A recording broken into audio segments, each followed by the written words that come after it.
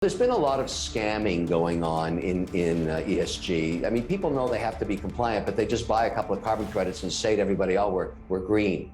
It's a total scam. I sold off a lot of real estate over the last 24 months, commercial real estate for various reasons. That went to cash. And when I called the cash desk, they offered me 22 basis points. And that's the journey I took into crypto. I'm now using stable coins with a company called Circle in USDC to actually stake stable coins in 30, 60, 90-day contracts. And I'm getting about 6.5%. So at least I'm holding my own against inflation. I've been very constructive in putting on my position with Facebook after a 30% correction. That's a huge buying opportunity. Very rare that a company that size would ever draw down 30% in just a few trading sessions. And I think that's a good place to park some capital. I've been very, very active. I recently became an Emirati citizen, so I can partner with projects in the United Arab Emirates and infrastructure projects all around the world. And they're very interested in clean Bitcoin mining. So I partnered with them in a facility in Norway that I just spoke about. I've also become a shareholder of WonderFi, which is the company in Canada. As you know, the Canadians licensed a crypto exchange. So that was really interesting, and WonderFi purchased that exchange. So now WonderFi is a public company in Canada that owns a crypto exchange and can actually onboard people with fiat currency and price discover Ethereum and Bitcoin.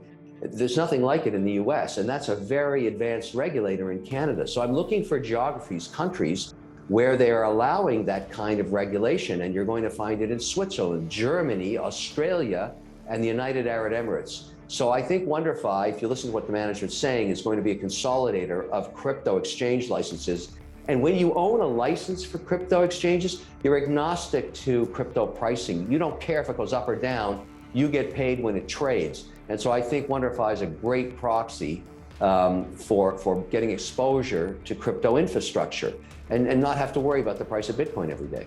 First of all, the administration and many other pundits for a while were calling the inflation numbers transitory.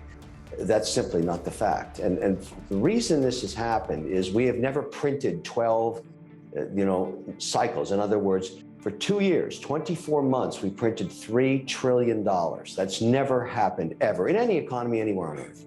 And so that's incredibly inflationary. If you did that in some countries, you have hyperinflation, but the American economy is so large that it was just smaller in many respects.